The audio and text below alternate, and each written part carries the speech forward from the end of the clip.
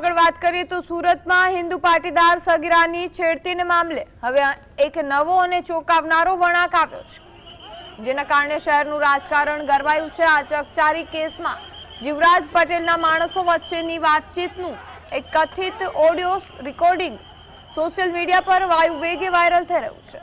આ વાયરલ ઓડિયોમાં થતી વાતો પરથી એવા સ્પષ્ટ સંકેતો મળી રહ્યા છે કે આ સમગ્ર હોબાળો અને ઘટનાક્રમ કદાચ એક સુનિયોજિત પ્લાનિંગ अथवा षड्यंत्रનો ભાગ હોઈ શકે છે।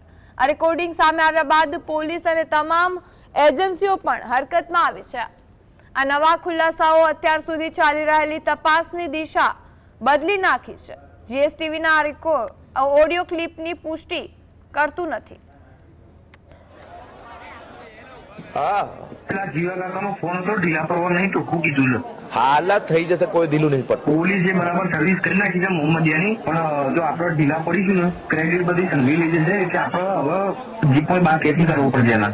હા, એ ભાઈ જીવા કાકાએ સમજાયું લે મને બધું, એ તો મને ખબર છે, પણ હવે ઢીલા પડવાનું નહીં, નકર બધી મહેનત કોની જાય આપણી। એટલે કોઈ ઢીલા નહીં પડતું તો બાર ફાટ માણસો ગોતે આવ્યા, પણ તરત જ પોલીસ સ્ટેશન અને ભાજપ કાર્યાલય બે જગ્યાએ ઉભારો કરવાનો છે। એ સમજી જા, પેલો ધમલો ગો ના જોઈએ। તો બધું તૈયાર છે, પણ હું બોર આ અંદર વાળો મણા રહ્યું ને આપણો શહેર તો એને જીવા કાકા અંગાથી મારા બધી વાત થઈ ગઈ છે, બધું ઠંડુ પડે એટલે એને સોરાઈ દઈશું।